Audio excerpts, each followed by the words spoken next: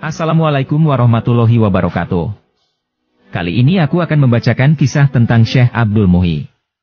Beliau adalah salah seorang wali yang hidup pada masa pasca Sunan Gunung Jati. Konon waktu itu, sebagian besar penduduk Jawa Barat sudah memeluk ajaran Islam yang didakwahkan oleh Sunan Gunung Jati. Namun belum semua penjuru Jawa Barat yang dilalui Sunan Gunung Jati dalam dakwahnya.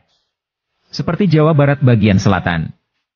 Dan yang mendapatkan tugas penyebaran Islam di Jawa Barat bagian selatan adalah Syekh Abdul Muhyi.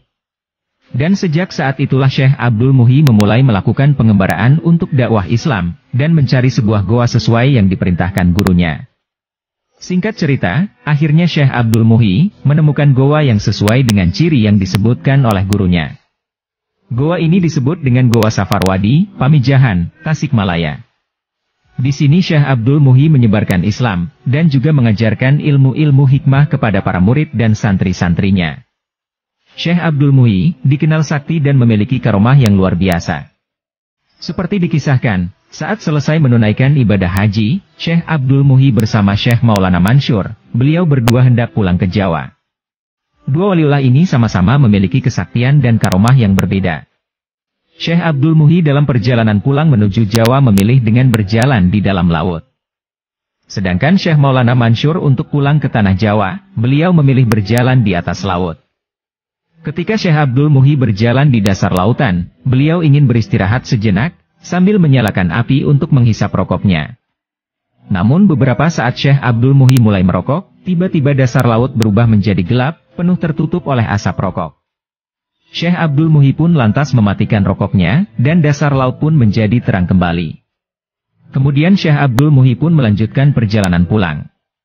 Ternyata dengan adanya kejadian merokok itu, Syekh Abdul Muhyi sampai di rumah kalah cepat oleh Syekh Maulana Mansur, yang memilih pulang dengan berjalan di atas laut. Padahal biasanya Syekh Abdul Muhyi datang lebih duluan.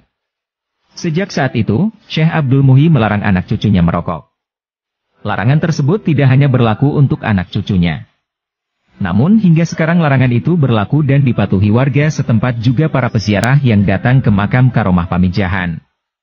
Tidak heran, baik warga maupun peziarah, jika ingin merokok, mereka harus mencari smoking area, untuk bebas merokok. Dan larangan itu sering diucapkan warga sekitar buat peziarah yang datang.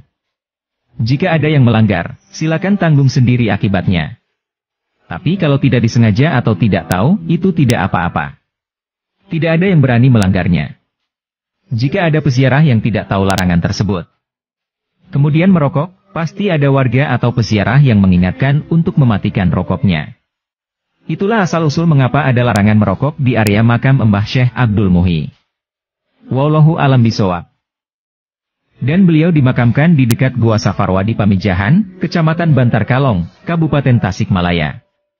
Dan hingga kini, makamnya Syekh Abdul Muhyi selalu ramai didatangi oleh para peziarah.